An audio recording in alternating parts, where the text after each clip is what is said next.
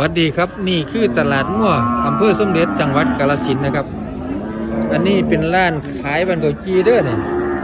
อยู่ในตลาดปันเกาจีมันคืองามเนี่ยปั้นสักบาทละ5 บาท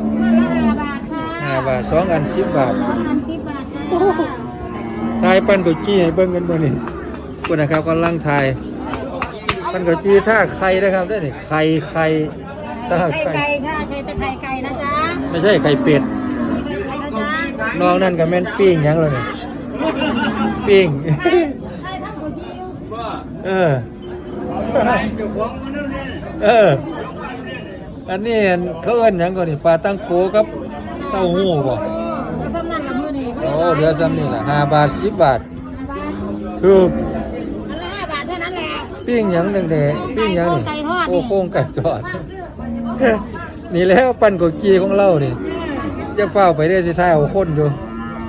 มันงามแต่ปั้นเกาจีแล้ว5 บาทนึงได้นี่เด้อ2 อัน10 บาท3 อันก็15 บาทจ้าแม่4 อันก็20 บาทเปิดนั่นน่ะนี่บ่เปิดไม่ค่านะนี่แล้วนี่เปิดไม่ค่านะนี่ผู้ซื้อเด้อนี่โอ้ย อั อันนี้คือผู้กีปั้นเกาจีตลาดสมเด็จนี่ นี่บ่ อยากกินมากนี่ลูกเปิดราคานั่นนี่อยากกินเกาจีแล้วอยากกินข้นกับไม่พี่โลกเปิดราคาเท่าใดล่ะเท่าไหร่เราเท่าไหร่น้ำนักทำหน้าแสนนึงบอกครับแต่เฮ็ดหน้าเนี่ย50,000โอ้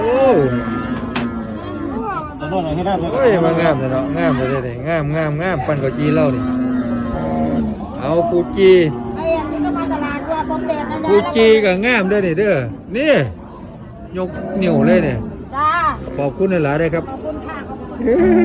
ปั้นเกาจีเชิบโอ้ยเกา